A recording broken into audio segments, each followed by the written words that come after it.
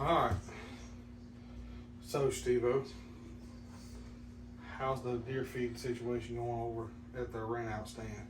Right now, stand is they're hammering it now. Now that the wild game treat's out, they're in there all day, every day. I mean, it's day and night.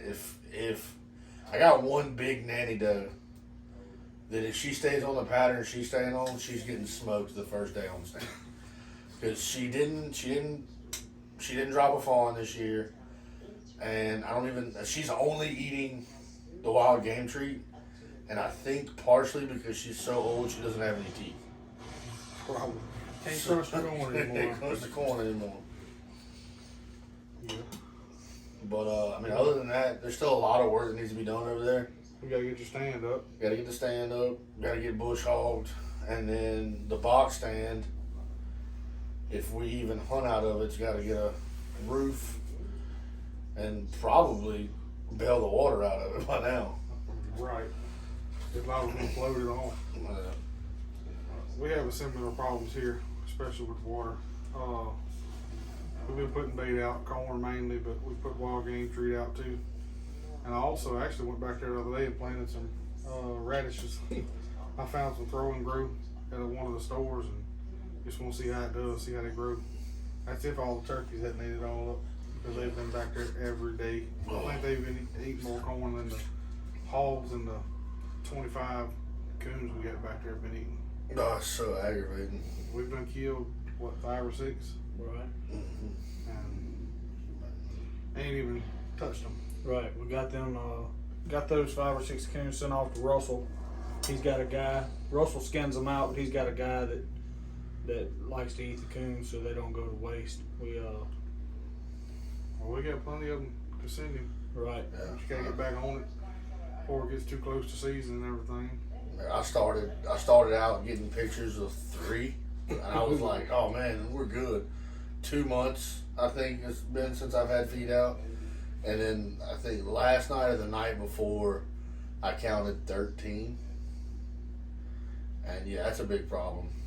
Absolutely. So I did find a trap. It's a live and humane trap, which is pretty cool, I guess. But it's made to catch multiple raccoons. Like this guy said, he'll catch like 4 or 5 of them in it at night. So I'm either gonna order it or DIY that mode because it doesn't look like it's that hard to recreate. Yeah, I need something to catch about 10, 12 at a time. I thought about like if we could come up with the hog traps with the drop gate. We just keep going up. Yeah. Yeah. You heard it here first. Make them like the turtle trap where they climb over the top and just fall through. You can't get out. Yeah. All right.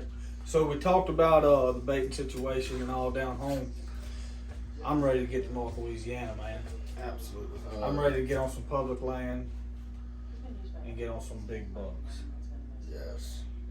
If I get to go up this weekend, I'm gonna make a ride and check it out. See how it looks over there. If they'll let me in there on the bike and everything, go If you can even get look it. around. That's what's cool about that place. This time of year, it's underwater. And then they've been getting a lot of rain up there in that area. Like we've been seeing a lot of rain, but they've been seeing twice as much as we saw. So if you could get in there right now, though, that could be a game changer because you could find all the highs. Because I imagine a place like that floods every year, like it floods. Those deer are probably used to staying on the high spots, and you get in there now, you'll know where they're hanging out all year long. Yeah. We got them dialed in pretty good as far as on the normal, you know. We got our regular spots, but there's always more you can learn about a place, the more you go. Right. We see the deer. We can get plenty video of deer. It's just that place getting a mature deer Within range. to shoot with a bow. It's tough. That's why I like it though. Right. Well, it goes to show you the place is set up the way it's set up. We're really not used to it down here. Our deer are pressured hard down here. Up there, they're pressured enough to stay smart, but they're not pressured enough to where you can't get in there and actually get to them. They're letting them grow. Higher, better genetics. Right. Well, then there's nobody baiting. So Yeah. around here, a deer is naturally more nervous. Any animal's more nervous around when it's around its food and water source. It's on higher alert, and around there, most of the deer you see are either going to or coming from their food or water source. There's no direct bait piles or anything like that. No. And I wouldn't say that they're less cautious, but they move more like deer are supposed to move because they're not constantly in danger to being hunted over bait. And people say what they want to. We bait them down here. If I can put 100 pounds out at a time, we usually do. So it's legal, so we do it. A lot of people don't like it, but oh well. We don't hunt over bait year round. We hunt public land more than anything. But when we're right here at the house, we want the women and the kids to be able to kill one with ease or whatever the best way we can get them one to kill. The people that usually have a problem with it have a 100-acre field full of corn that they cut right at deer season, but they got a problem with somebody buying a sack of it and pouring it on the ground. Right. Buying a sack of the same corn they just cut. Right. Right. So, But yeah, it just goes to show. I mean, every region's gonna have a different style of hunter, a different way of hunting. I mean, I think we've done just about everything you could think of. up there, actually, this was crazy. You get in North Louisiana, you're only 4 hours from where we're at here in South Louisiana, hunting mostly swampland and stuff, and you go 4 hours northwest of here, and you're pretty much hunting the same way you hunt in the Midwest. It's a lot of spot and stalk. It's a lot of hunting on the ground. The trees aren't even tall enough really to get in with there's nowhere to put a climber, and there's almost nowhere to put a lock on. So what we've chosen over the past couple of years is, one, I've hunted in a chair and just kind of gotten behind some cover and all, pretty much like a homemade blind, because if you put a ground blind out, it sticks out. They see it, they walk through there every day, and they're gonna notice something out of place. And the tree saddles, we use them some during the rut in certain areas, along some creek beds and stuff like that.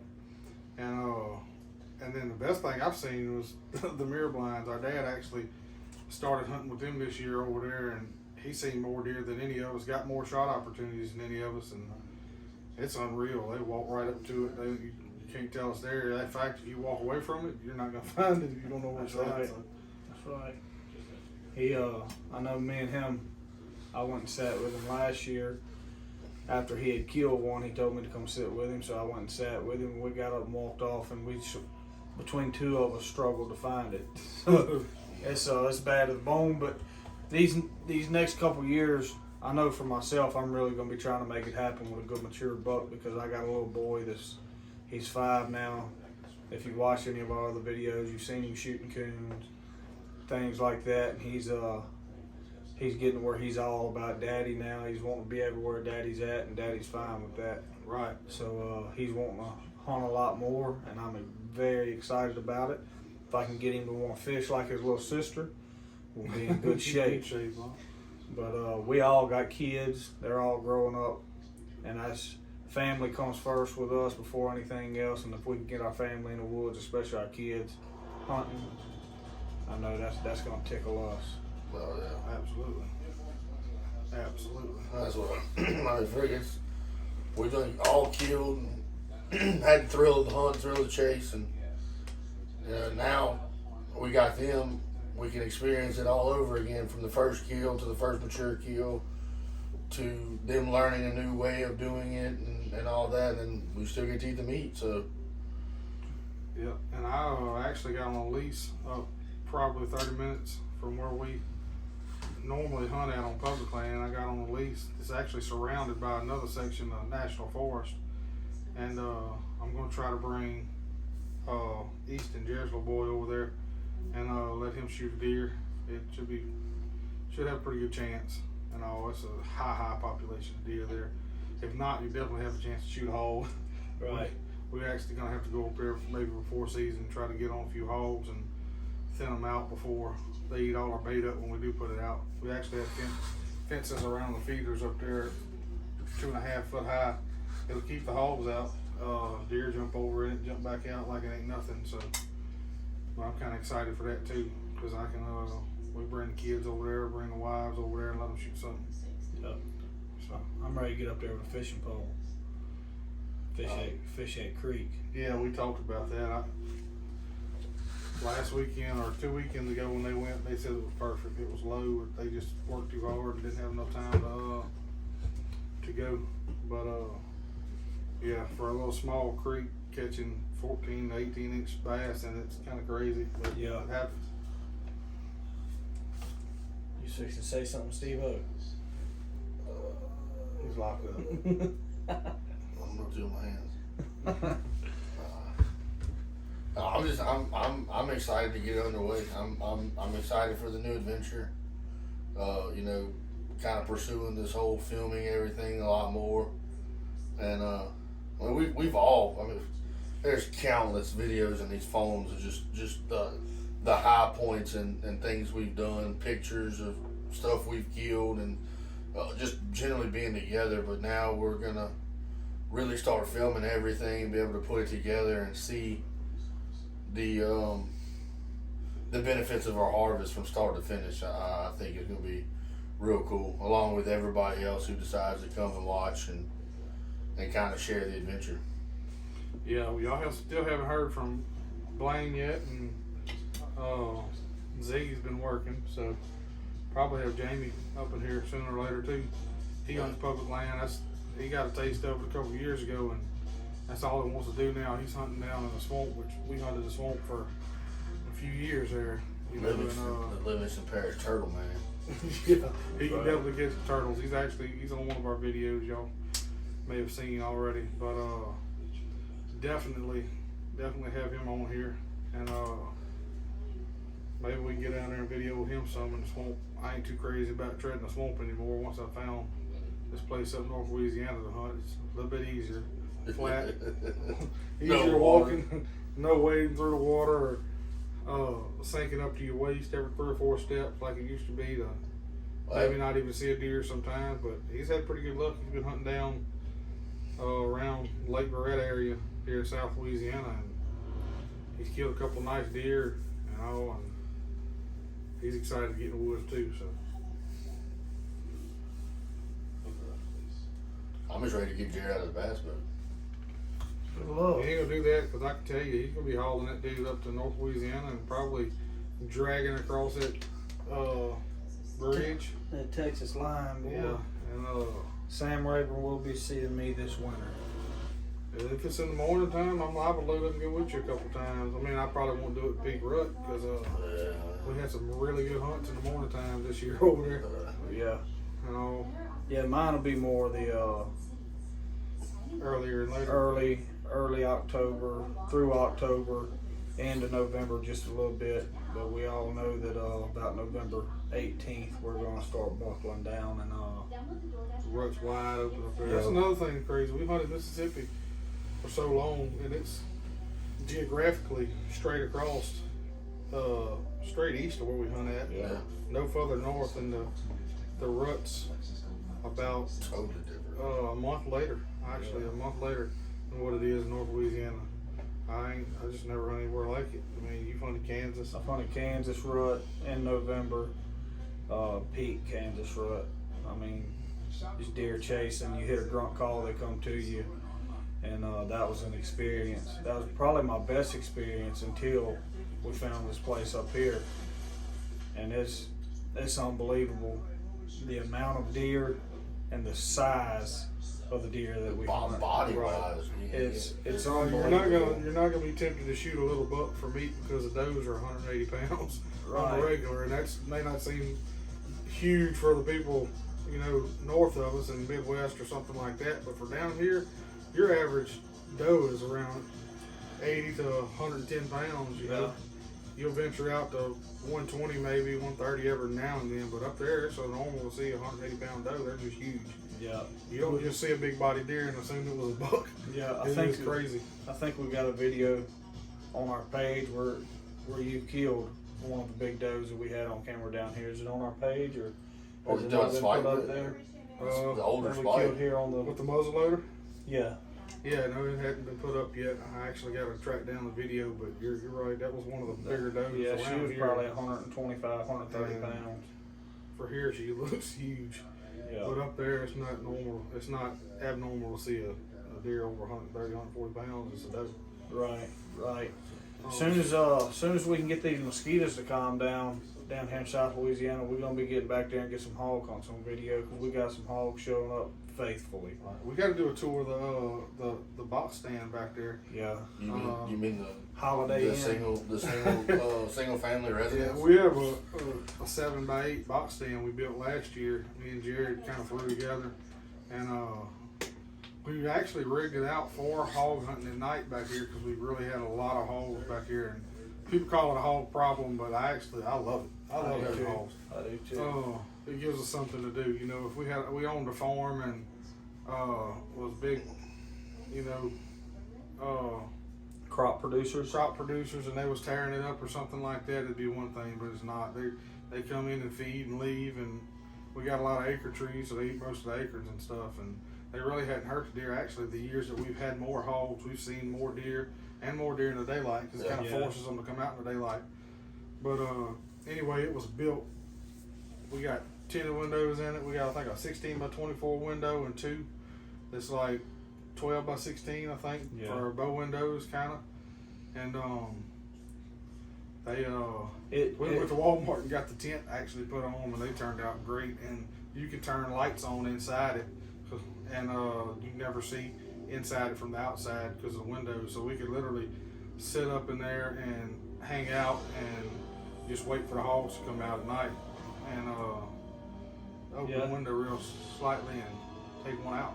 Right, it was definitely a success last year. You killed, I killed. Yeah. We didn't get to hunt it near as much as I would have liked, but I hunted it several times and seen several other deer that just didn't work out. Right. But yeah, it's going to be a good year. I think we're more on top of things this year. We're going to be more on top of our videoing this year. We kind of slack sometimes when everybody gets busy, but I think we're going to be on top of our videos this year. I really enjoy videoing. Anybody that knows me, especially these two, know that I hunt, and we're all three really like this. None of us have to have a weapon in our hand. Right. I can be behind the camera. I don't right, care. and that's kind of us. That's why I enjoy being part of the group that we got. Is I've hunted with stingy hunters before. I'm not much on stingy hunters. I'm just as excited as Steven Keels. I'm just as excited Jacob, Jamie, Blaine, Ziggy, and we've all hunted together, and it's a blast. We're gonna do a lot more video of us just hunting together. Maybe not many deer in some videos, but you'll get to kind of see what we do. We have a good time. I'm gonna try to go get the tree with Blaine here early season if I can, because it seems like every single year he's got them dialed in more than anybody I know. Can walk in and tell you he's gonna shoot one, Yeah. and pretty much we end up tracking one at the end of the night. You know? So I'm gonna try to get in there, and in fact I gotta go help him sometime here soon and check out a new spot he's looking at, and get a setup going in there, probably on the ground because it's more of a thicket and everything. But Y'all can have that. pretty promising. Yeah, I don't hunt the ground much. Yeah. I hunt anywhere, me. Not much of a ground hunter. I stink. Yeah, no, I get busted every time I sit on the ground. Except for with the mirror blinds. I don't know, maybe I'm just big and I stand out like a blind. Right. But I don't know. It's gonna be fun this year though. We're gonna make it fun for us. Hopefully y'all like it. try to bring back the old school way. You know, go out there, have a good time. way we were raised hunting. I mean, now it's just, you said with the stingy hunters, and then everybody, somebody finds a good piece of public land, and they're just, oop, no, we don't hunt there. We've never seen deer there. There's plenty of deer out there for everybody. Right. There's plenty of wild game out there for everybody. Right. And speaking of old school, we need to get. I got an old. What's that? A high country. High deer? country. that's I a need to get a Browning. string Isn't it? for. Browning made those, didn't they? And then we need to get that Pearson. that you have rigged up ready, and try to make a hog kill or something with it. You know, just for old time's sake. We've been rigging bows out here for the last month or so, changing things and changing stuff on Jared's bow and my bow to get them ready, and actually rigging bows out for other people that a friend of ours got a store, Hills Equipment here in Livingston.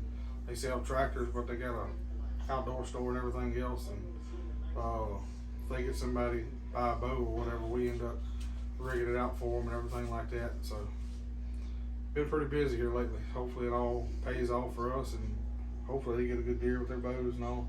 Yeah. So, but be expecting a lot more videos and short videos too.